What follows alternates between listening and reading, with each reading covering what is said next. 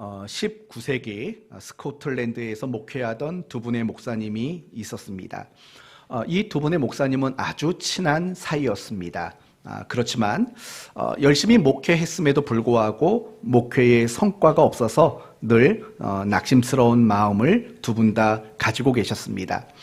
어느 날 이 두 분이 만나서 이런 대화를 했다고 합니다. 먼저 한 목사님이 이렇게 말합니다. 나는 지난 3년 동안 목회를 했지만 정말 삶이 변화된 성도는 바로 로버트 마펫이라는 그 한 사람밖에 없소라고 이야기를 했다고 합니다. 이 말을 들은 또 다른 목사님이 이렇게 말했답니다. 우리 교회는 얼마 전에 일주일 동안 부흥회를 했다네. 그런데 그 부흥회에서 헌신을 서약한 사람은 아주 어린 리빙스턴 한 사람뿐이었다네 라고 이야기를 했습니다. 여러분, 두 분의 목사님이 이 이야기를 주고받을 때 어떤 마음이었는지 여러분 아시리라 생각합니다. 목회를 하는데, 부흥회를 했는데 아무런 목회의 열매가 없었던 겁니다. 그래서 이 두 분의 목사님은 굉장히 큰 낙심된 마음을 가지고 있었다라는 것입니다. 그런데 세월이 흘러서 이 두 목사님에게 각각 한 사람이었던 로버트 마펫과 리빙스턴은 아프리카 선교에 큰 역할을 감당하는 훌륭한 선교사가 되었습니다. 여러분, 이 이야기를 근거로 우리는 두 가지 질문을 해봐야 합니다. 첫째는 목회의 열매가 없어서 낙심하고 있는 이 목사님들은 과연 실패한 것인가? 목회에 실패한 것인가? 첫 번째로 생각해 보셔야 되고, 두 번째는 정말 하나님은 다수를 원하시는가? 라는 질문을 해 봐야 합니다. 그리고 오늘 본문은 우리가 생각해 볼 이 두 가지 질문, 과연 실패인가? 과연 하나님은 다수를 기뻐하는가에 대한 대답을 우리에게 해주고 있습니다. 그러므로 오늘 말씀을 통해서 실패에 대한 올바른 신앙의 지혜가 무엇인지를 확인하시고, 정말 하나님이 소원하는 우리는 어떤 사람인가를 깨닫는 그런 시간이 되었으면 합니다. 오늘은 38절과 39절을 중심으로 말씀을 나누려고 합니다. 먼저 38절을 보시면 예수님께 그 귀신 들렸다 고침받은 사람이 하는 말이 나옵니다. 뭐라고 말하냐면, 내가 예수님과 함께 하기를 원합니다 라고 이야기를 합니다. 예수님과 함께 하겠다라는 말은 무슨 말입니까? 예수님의 제자가 되겠다라는 겁니다. 예수님이 어디 가시든 예수님과 함께 동행하는, 예수님을 따르는 그런 삶을 살겠다라는 겁니다. 여러분, 이렇게 고백할 수 있다라는 게 얼마나 놀랍고 얼마나 귀한 일입니까? 왜냐하면 예수님의 제자가 되겠다, 예수님을 따르겠다라는 그 결단 자체가 쉬운 결단이 아니기 때문에 그렇습니다. 그런데도 불구하고 예수님께서는 그를 거절하십니다. 함께 하겠다라는 그를 자신의 집으로 돌려보내게 되었습니다. 사실 참 이상한 일이라고 생각이 듭니다. 왜 이상합니까? 만약에 이 사람이 예수님과 함께 한다면 사실은 예수님의 사역에 도움이 되었지 결코 방해는 되지 않았을 게 분명합니다. 예를 들면 이런 거 아닙니까? 내가 한때는 정말 아주 흉악한 귀신이 들렸는데 예수님이 나를 고쳐주셨노라 라고 간증을 한다면 여러분, 그게 얼마나 많은 사람들에게 영향력을 미치겠습니까? 여러분들도 연예인의 간증이나 어떤 유명인들의 간증을 대단히 좋아하지 않습니까? 그들의 간증을 들으며 은혜 받는다고 말하지 않습니까? 어쩌면 이 귀신 들렸다 고침받은 이 사람이 그런 간증을 하고 다니며 예수님에게 힘을 실어준다면 예수님의 사역은 굉장히 큰 도움이 될 수 있었을 겁니다. 그럼에도 불구하고 예수님은 그 사람을 집으로 돌려보냈다라는 이야기가 오늘 본문의 내용입니다.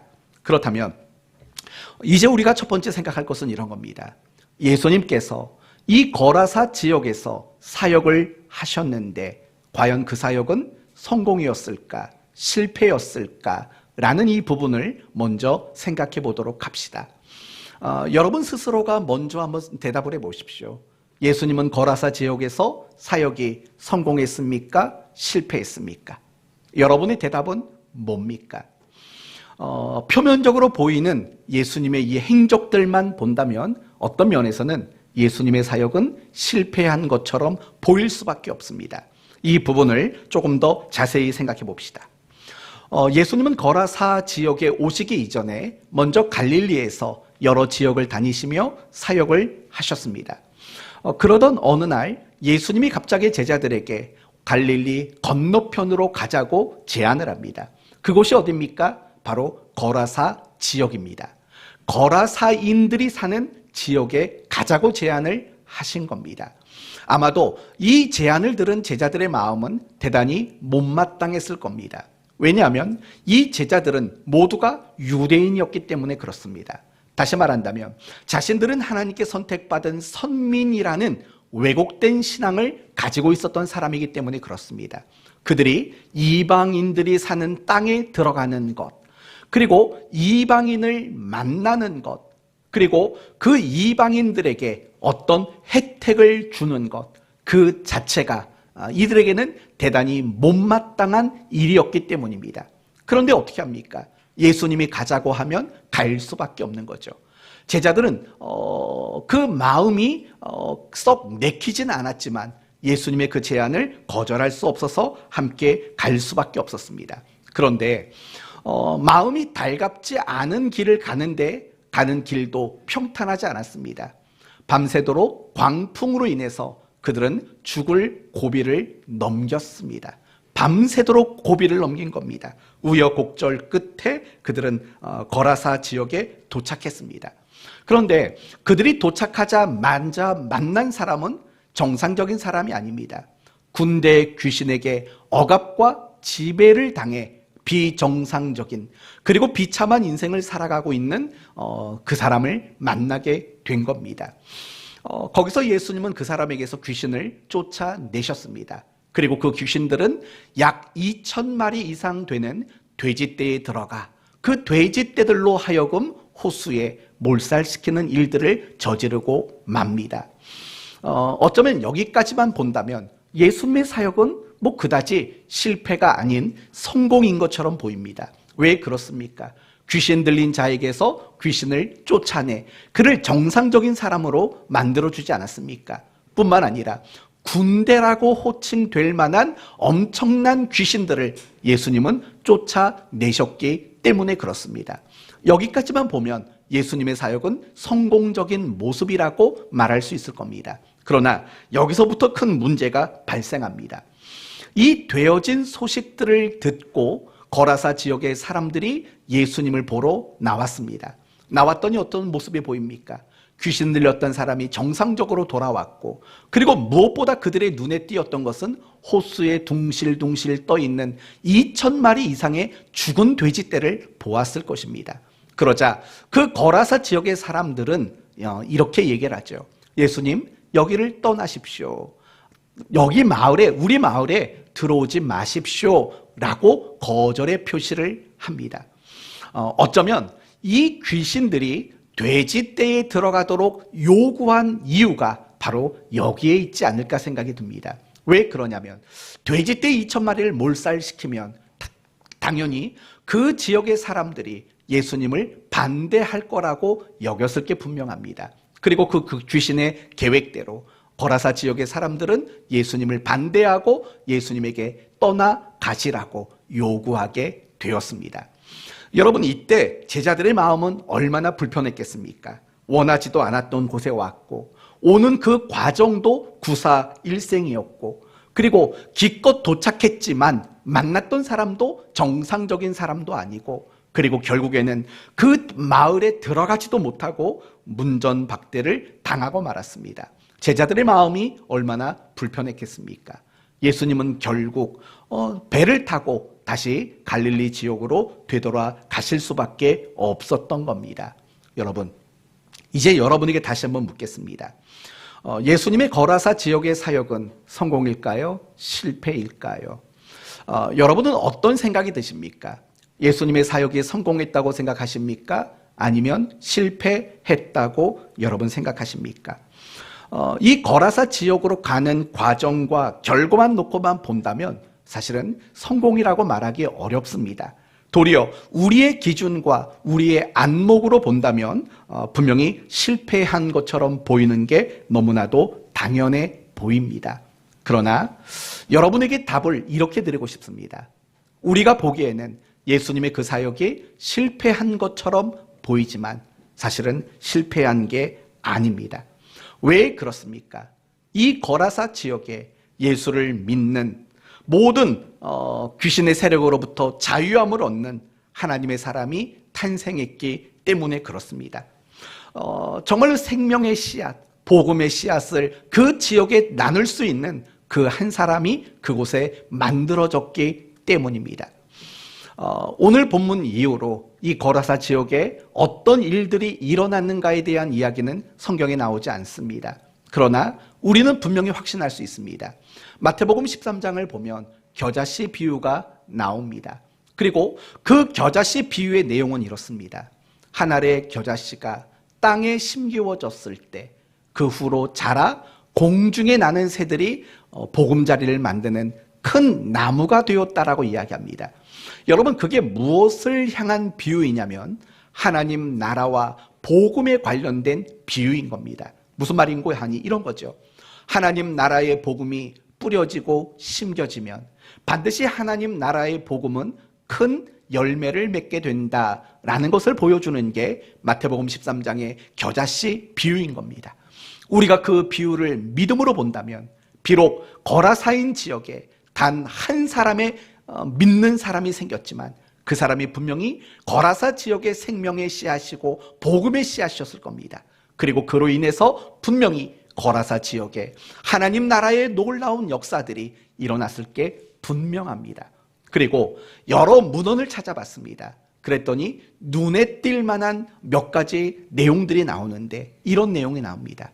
거라사 지역에 교회와 관련된 유물들이 굉장히 많이 나왔다라는 겁니다. 굉장히 많은 교회들이 거라사 지역에 세워졌고 많은 기독교인들이 그곳에 살았다라는 문헌을 찾아봤습니다. 결국 무엇을 말하는 겁니까?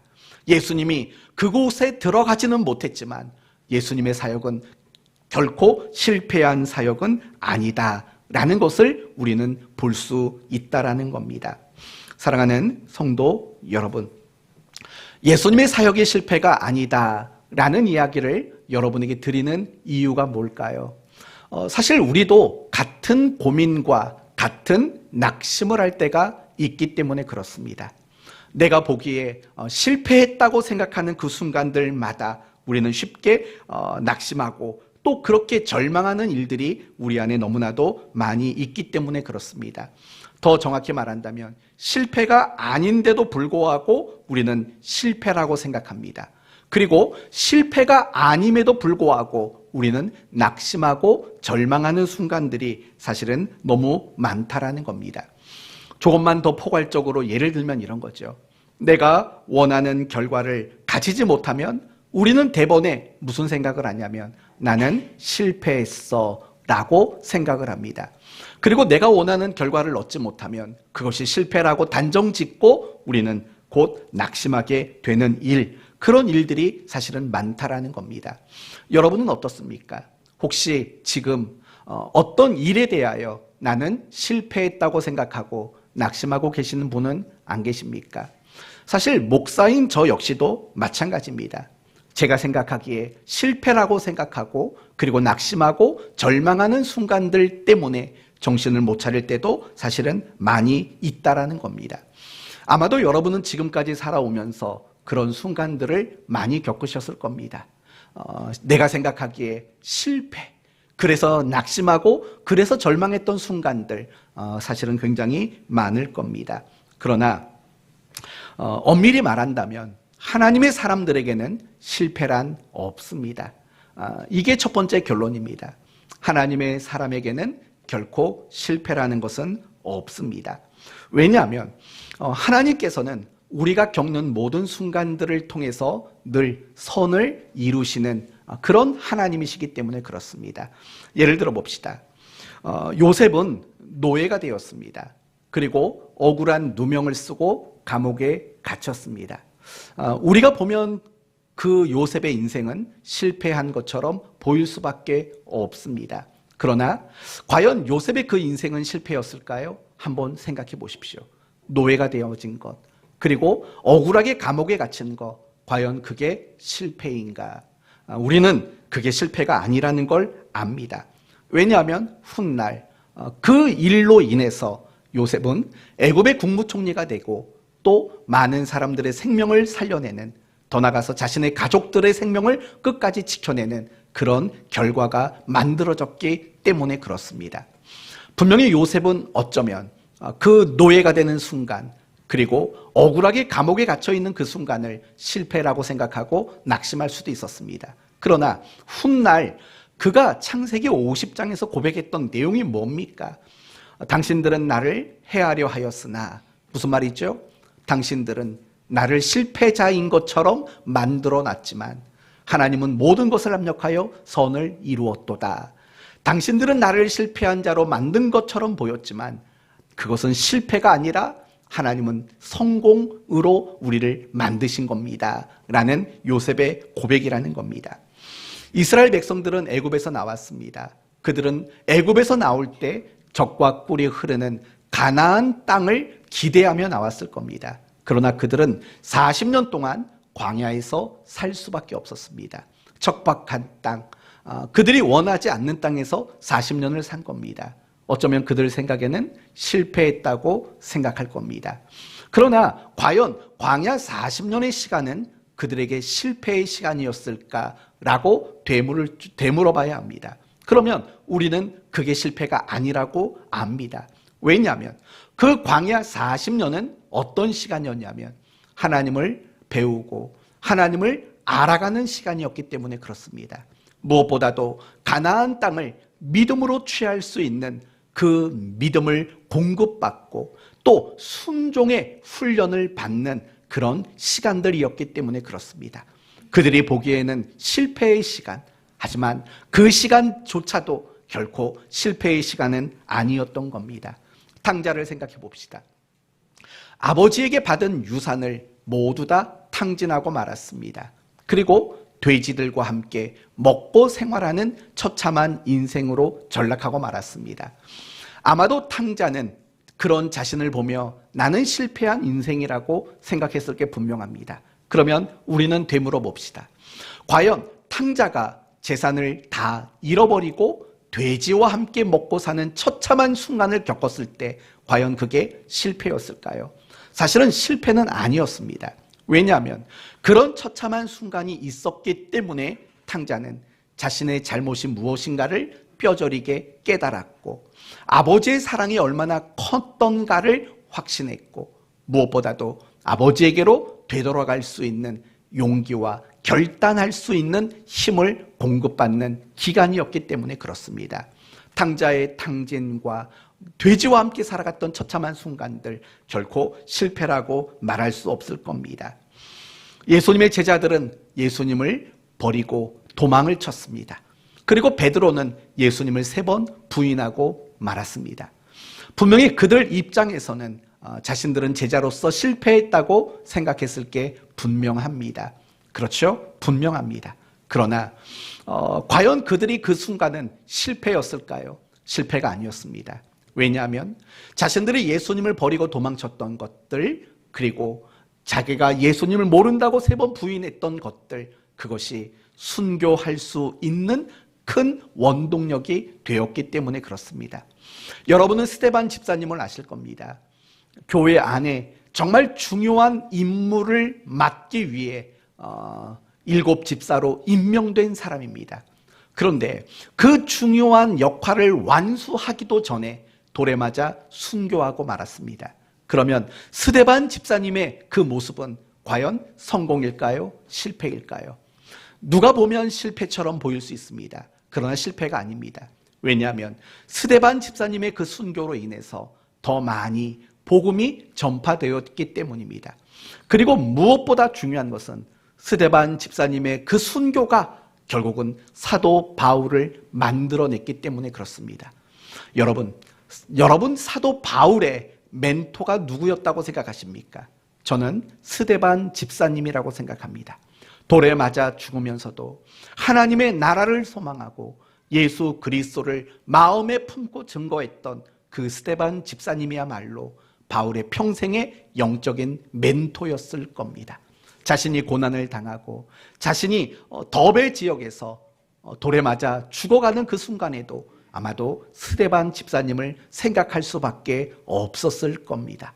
스데반 집사님의 죽음, 실패처럼 보이지만 그건 실패가 아니었습니다. 바울은 감옥에도 많이 갇히고 특히 로마 감옥에 갇히는 일들이 있었습니다. 과연 그것은 실패일까요? 실패가 아닙니다. 왜냐하면 감옥에는 아무나 복음을 증거할 수 없는 곳입니다. 그러나 바울이 감옥에 갇힘으로 말미암아 바울이 감옥 안에서도 복음을 증거할 수 있는 기회가 생겼고, 그리고 그 감옥 안에서도 예수 믿는 사람들을 얻어내는 결과가 있었기 때문에 그렇습니다. 그가 로마에 끌려갔을 때에도 그 로마 안에서 많은 사람들을 하나님께로 인도하는 역할들을 감당한 겁니다. 그가 감옥에 갇힌 일과 로마로 끌려간 일들은 결코 실패가 아닙니다. 그렇다면 여러분의 인생으로 다시 한번 질문을 해봅시다. 여러분은 지금까지 살면서 또는 지금 이 순간에도 나는 실패하고 있어 라고 생각하고 낙심하는 분이 계십니까? 그렇다면 이제 여러분에게 물어보셔야 합니다. 정말 여러분은 실패한 걸까요? 정말 여러분은 실패하고 있는 걸까요?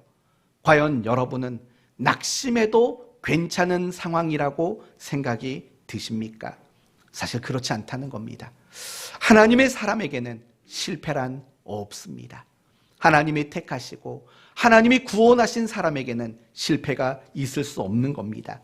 단지 내가 지금 그 시간 속에서 그 사실을 깨달지 못하는 것뿐입니다. 뿐만 아니라 내 짧은 안목에서 그것들이 실패로 보이는 것뿐인 겁니다.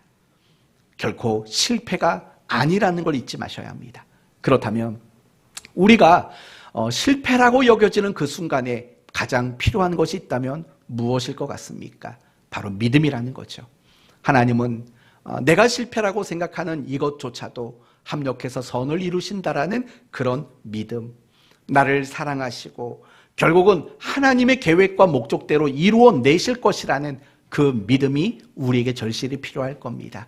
실패라고 생각하고 낙심하고 있는 분이 있다면 여러분이 구할 것은 어떤 그 실패를 성공으로 바꾸어 주시는 능력을 구할 게 아니라 실패가 아니라고 볼 수 있는 믿음을 구하는 것이 더 성숙한 그리스도인의 모습이라고 생각이 듭니다. 지금 첫 번째 여러분과 함께 살펴본 내용은 이런 겁니다.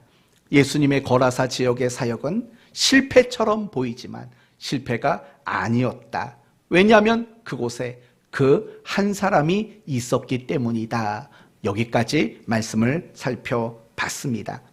이제 연이어서 생각해 볼 것은 이런 겁니다. 한 사람이 얼마나 중요한가, 이 부분을 한번 생각해 보려고 합니다. 예수님께서 거라사 지역의 사람들에게 떠나가 주시기를 요청받았습니다. 그런데 그 요청을 받은 이후에 사실은 예수님은 망설이질 않습니다. 그냥 뒤돌아서십니다. 그리고 거라사 지역의 사람들을 설득하지도 않습니다. 내가 여기 남아 있어야 된다. 내가 더 가르쳐야 된다. 설득하지도 않습니다. 그 떠나주시기를 원하는 그 요구를 듣고 즉각적으로 배를 타고 다시 갈릴리 지역으로 되돌아 가셨습니다. 그렇다면 여러분, 예수님은 어떻게 그렇게 하실 수 있었을까요? 이유가 뭘까요? 여태까지 말씀드렸던 것이 답인 겁니다. 그곳에 누가 있었기 때문입니까? 그 한 사람이 있었기 때문입니다. 더 정확히 말한다면 그 한 사람이면 충분하다고 확신했기 때문이라는 겁니다. 그렇습니다. 하나님은 늘 다수를 원하는 분이 아닙니다. 하나님은 어떤 일이든 어떤 역할이든 그 일들을 잘 감당해낼 수 있는 단 한 사람의 그 사람만 찾으실 뿐이라는 겁니다. 이 말씀을 오늘 여러분이 좀 더 많이 주목하셨으면 좋겠습니다. 예를 들어 봅시다. 아브라함을 먼저 여러분 생각해 보십시오. 하나님은 노아의 홍수로 세상을 심판하셨습니다. 심판하신 이유가 뭡니까? 온 세상의 죄가 관영했기 때문입니다. 그 누구도 하나님의 사람다운 사람들이 없었기 때문에 세상을 심판하신 겁니다. 그런데 안타까운 것은 하나님이 노아의 홍수로 세상을 심판하신 이후에도 세상은 하나도 달라지지 않았다라는 겁니다. 하나님이 기대하신 것과 전혀 상관없는 노아의 홍수 이전과 다를 바 없는 그런 사람들의 모습이 끊임없이 나타나게 되었습니다. 그게 바벨탑 사건이죠. 하나님을 도리어 더 대적하고 도리어 하나님처럼 되겠다고 생각하는, 그게 또 선악과 사건과도 밀접한 연관이 있는 게 바벨탑 사건인 거죠. 그런 일들이 끊임없이 사람들 사이에 일어났습니다. 그러나 하나님께서는 가지고 계셨던 그 계획을 이루기를 원하셨습니다. 온 세상에 하나님의 사람들을 세워가는 그 계획을 하나님은 가지고 계셨습니다. 그래서 부르신 게 누굽니까? 바로 아브라함이라는 겁니다. 그래서 부른 게 아브라함인 겁니다. 하나님은 이 땅에 하나님의 사람들로 채우시는 그 일을 하시고자 할 때 다수를 부르지 않았습니다. 하나님은 아브라함 단 한 사람, 그 사람만 불렀을 뿐이라는 겁니다. 또 모세를 생각해 보십시다.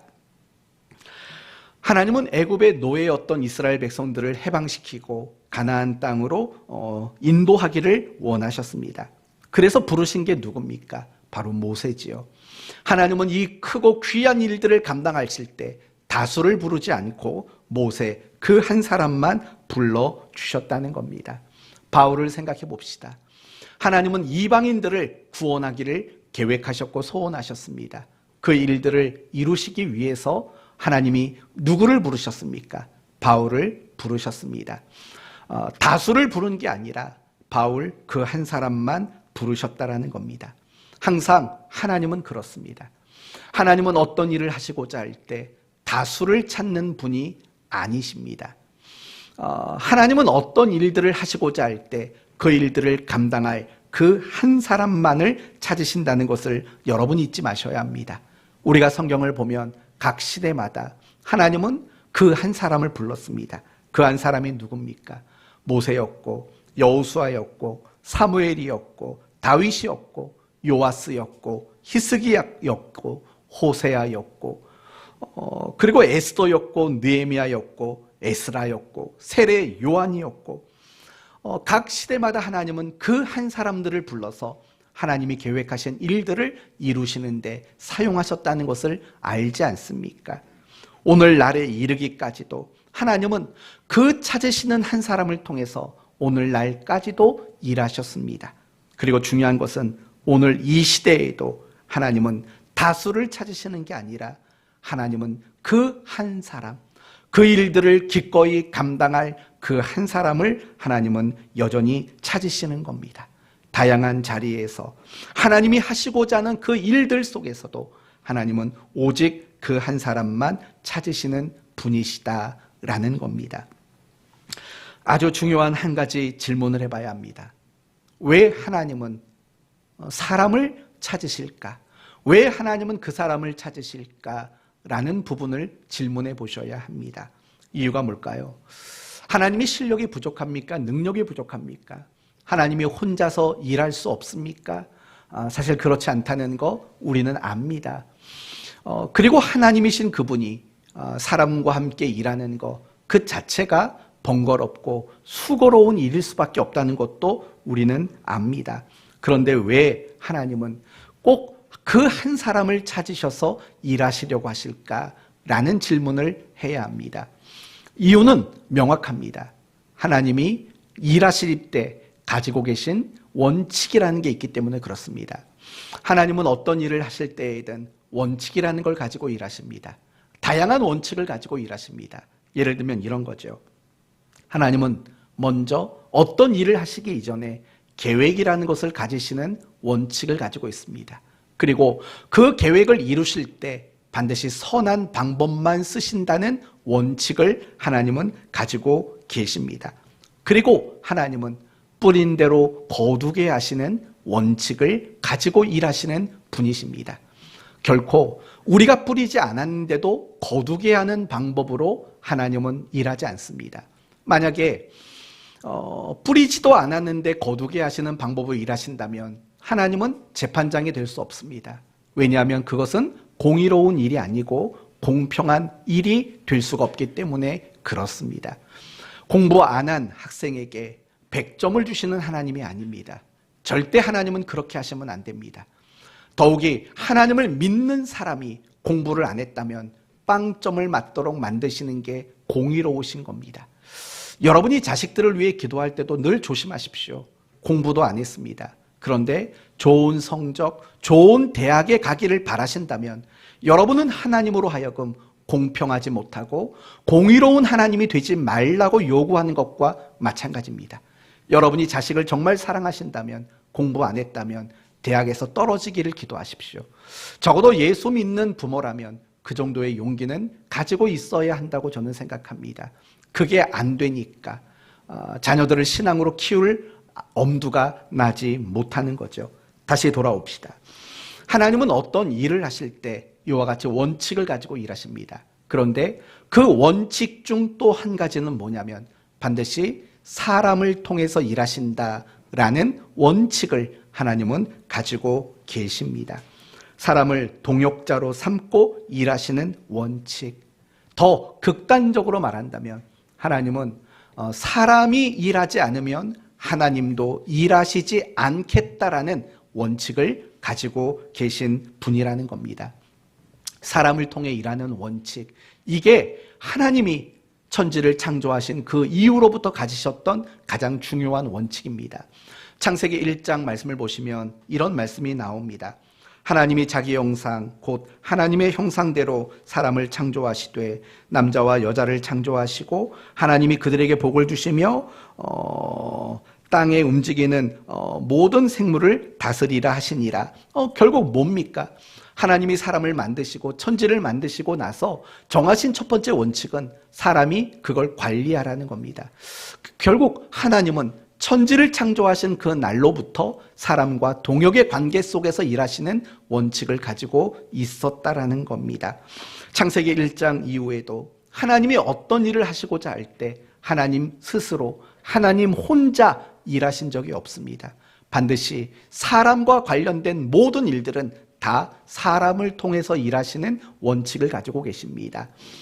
여러분, 가장 대표적으로 확인할 수 있는 게 두 가지라고 생각합니다. 첫째는 기도고 두 번째는 전도라고 생각합니다. 기도를 생각해 보십시오. 우리는 하나님께 많이 기도합니다. 그리고 응답도 많이 받았습니다. 그런데 여러분이 기도 응답으로 받은 것들을 생각해 보십시오. 과연 어떤 방법으로 응답을 받았습니까? 대부분 우리가 기도 응답 받은 것의 주된 도구는, 방법은 무엇이냐면 어떤 누군가였습니다. 내가 이것이 필요해서 하나님께 기도했더니 하나님이 응답해 주셨습니다. 그런데 그 응답이라는 것을 가지고 온 것은 모두 다 사람이었습니다.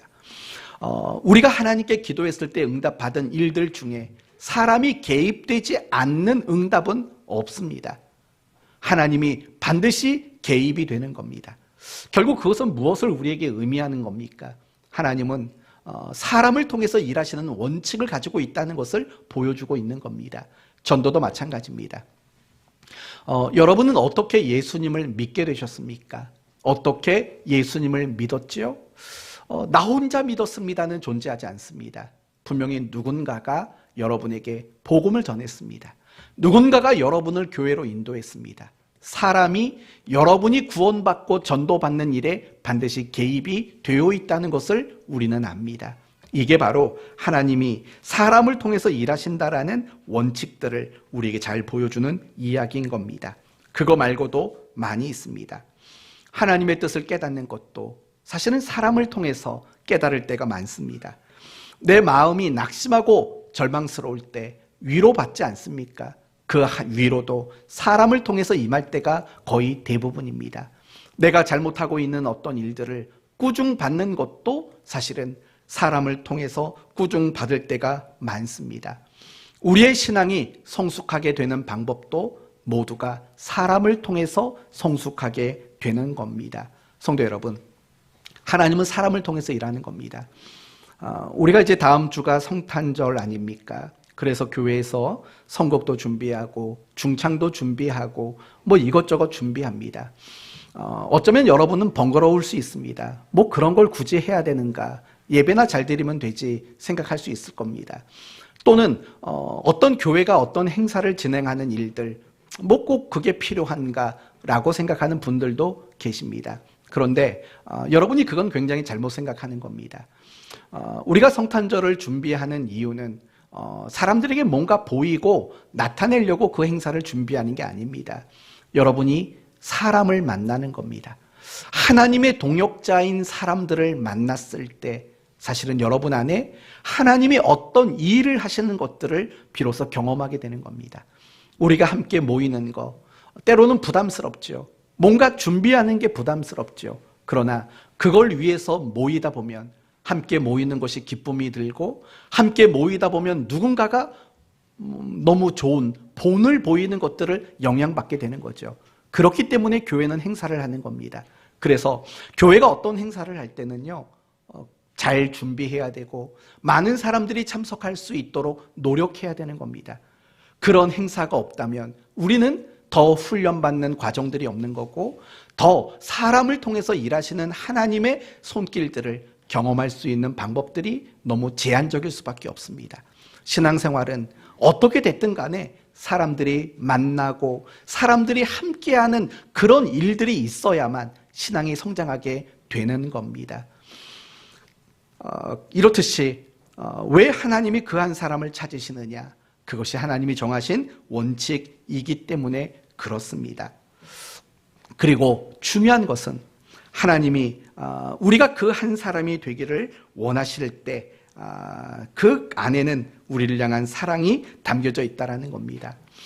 굳이 하나님께서 사람을 통해서 일하실 이유가 뭡니까? 하나님은 전지전능하시고 모든 걸 다 아시는 분 아닙니까?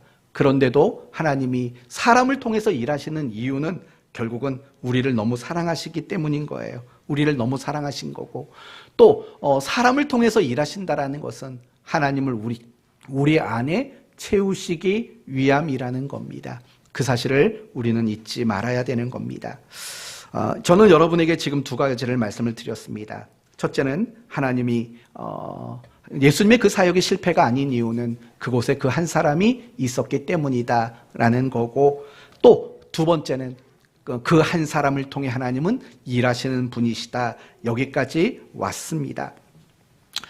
이제 마지막으로 한 가지 생각해 볼 건 이런 것들입니다. 그 한 사람을 하나님이 찾으시는데 그게 누구이기를 하나님이 바라시느냐? 그게 바로 여러분 자신이라는 사실을 여러분은 잊지 말아야 된다는 겁니다.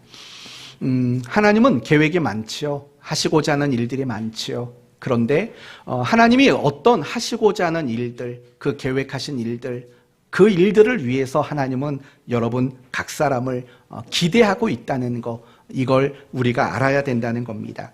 선교하는 일에도 그 한 사람이 필요한데 그 한 사람이 누구이기를 바랍니까? 우리는 어떤 새로운 멤버가 교회에 오기를 바라죠. 새로운 일꾼이 와서 교회가 좀 세워지기를 바라죠. 그거는 굉장히 잘못된 생각인 거죠. 왜냐하면 하나님은 사실 바라는 건 여러분이 그 일을 감당하는 그 한 사람이 되기를 하나님은 원하시기 때문에 그렇습니다. 선교, 전도, 구제, 섬기는 일, 누군가에게 힘과 위로를 주는 일, 교회를 세우는 일, 예배를 불타오르게 하는 일, 기도가 불타오르게 하는 일, 헌신과 사역에 불타오르게 하는 일, 교회가 부흥하게 하는 일, 사실은 이 모든 것들을 하나님은 바로 여러분이 그 사람이 되어서 감당하시기를 하나님은 바라고 원하고 있다라는 겁니다. 여러분이 그 사실을 받아들이셔야 돼요. 왜 그러냐면 여러분이 모두가 구원받은 사람들이기 때문에 그래요. 여러분은 구원이 뭐라고 생각하십니까? 죄와 어두움과 사망의 자리에서 의와 빛과 생명의 자리로 부름받은 것, 이게 보통 사람들이 생각하는 구원인 거죠.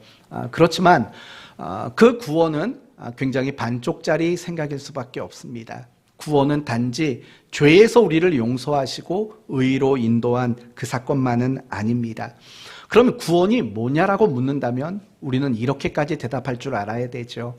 하나님이 소원하시고 하나님이 하시고자 하는 그 일을 위해 그 사람으로 부름받은 것, 그게 성경에 말하는 진정한 의미의 구원의 정의라고 말할 수 있는 겁니다. 이스라엘 백성들을 생각해 보십시오. 그들을 애굽 땅에서 해방하셨습니다. 애굽에서 구원해 내셨습니다.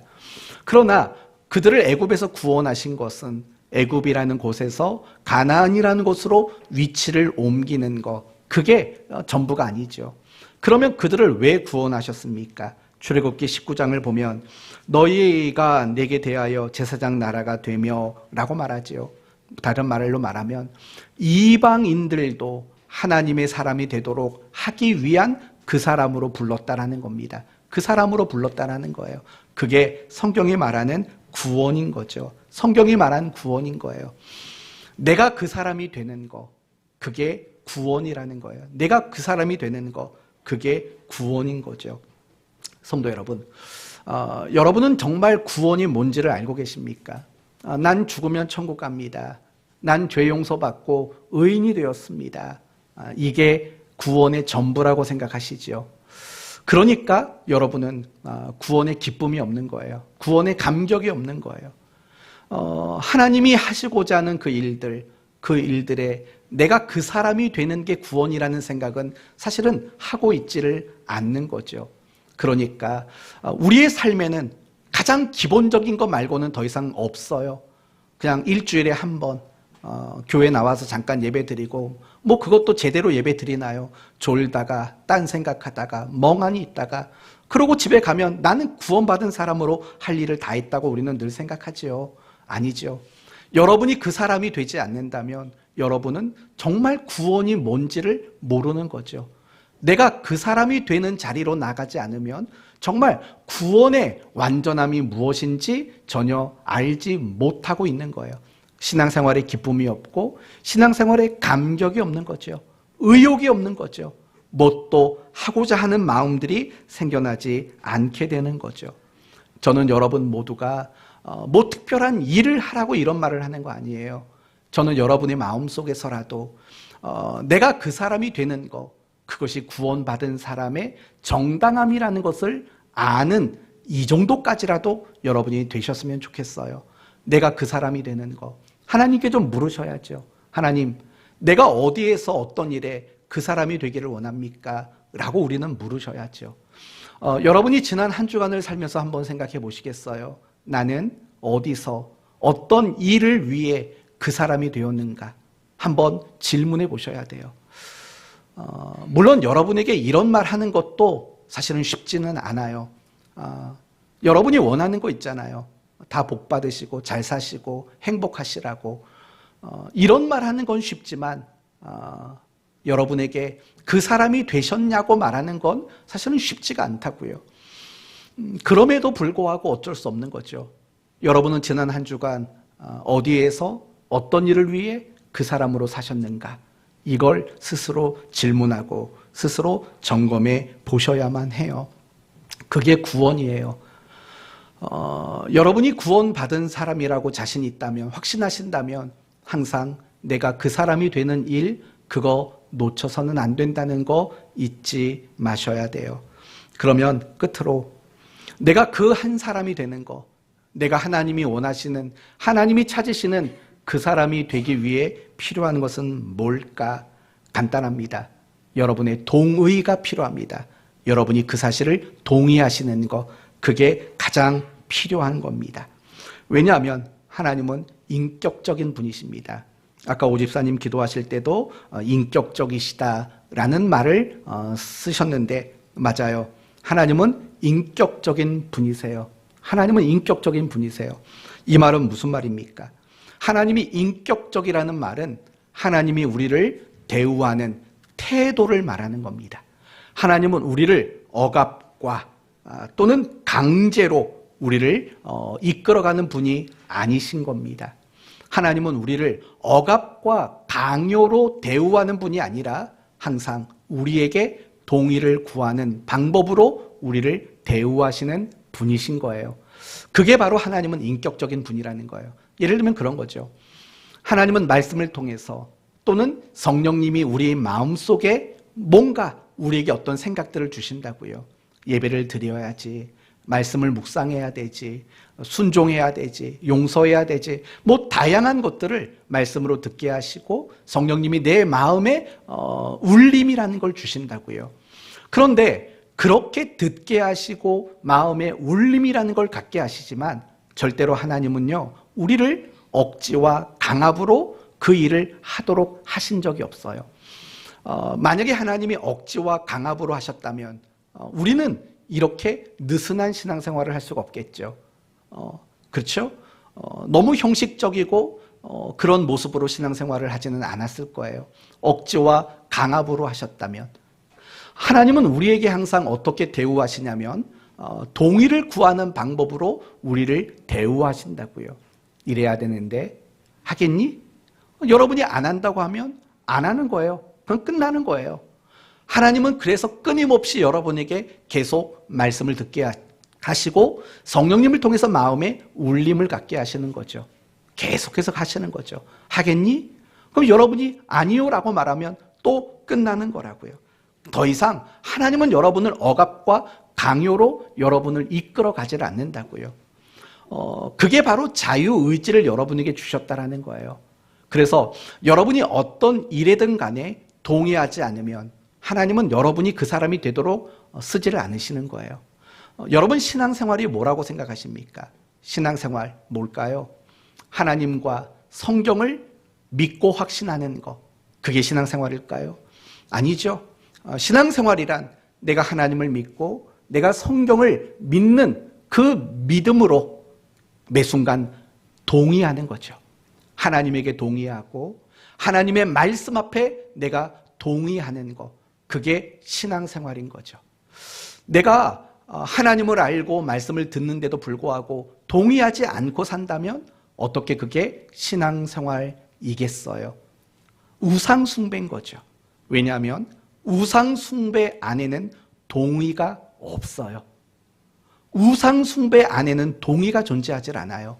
우상숭배에는 내가 그 신을 만족시켜서 내가 원하는 것을 받는 것만 있는 거지 동의라는 건 없어요. 동의라는 건 없어요. 여러분 세상에 많은 종교와 신앙을 보세요. 그 속에 동의가 있는 신앙이 어디가 있는지. 우리가 가지고 있는 이 신앙 안에 사실은 진정한 의미의 동의가 존재하고 있는 거예요. 그게 신앙생활인 거예요. 여러분이 그 한 사람이 되는 방법도 마찬가지예요. 여러분이 진정한 마음으로 동의하실 때 이런 거죠.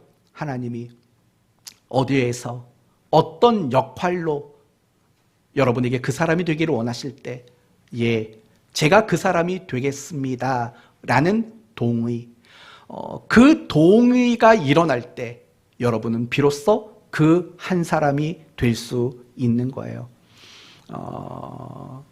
사실은 이게 어렵다고 말하면 어려운 거고 쉽다고 말하면 쉬운 거예요. 여러분이 동의만 하시면 돼요.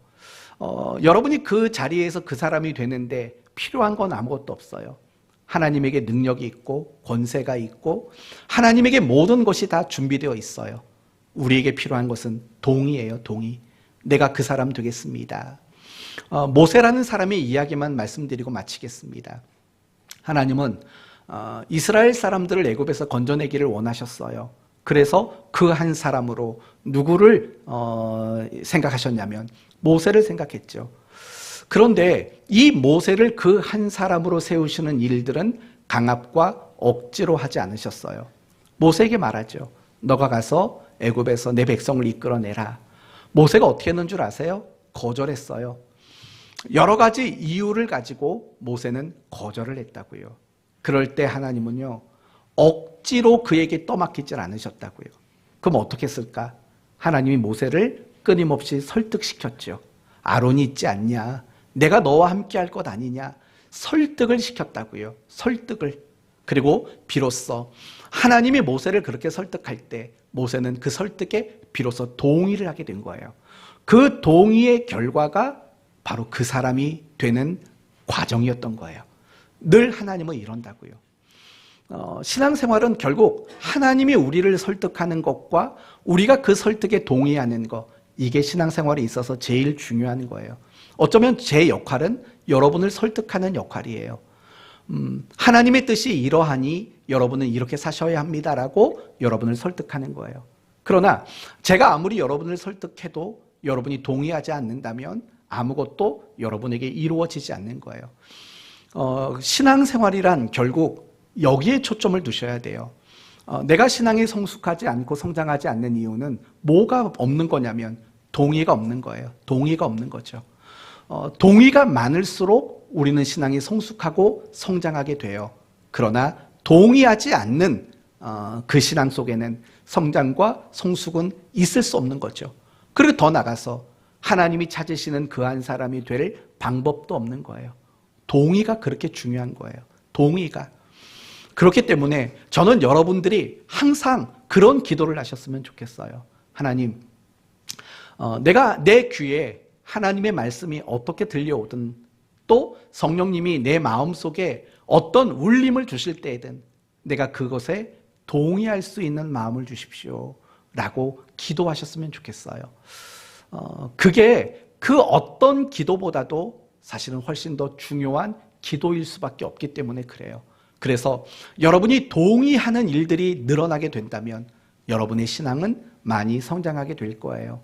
그리고 주님이 찾으시는 그 한 사람, 그게 결국 여러분이 될 수 있는 그런 복됨이 여러분에게 나타나게 될 거예요. 동의란 어렵게 생각하지 마세요. 결단이에요. 예, 하겠습니다 라는 결단과 결심, 그것이 여러분을 하나님이 찾으시는 그 한 사람이 되도록 만드는 방법인 거예요. 신앙은 항상 결단의 연속이에요. 신앙은 항상 결심의 연속인 거예요.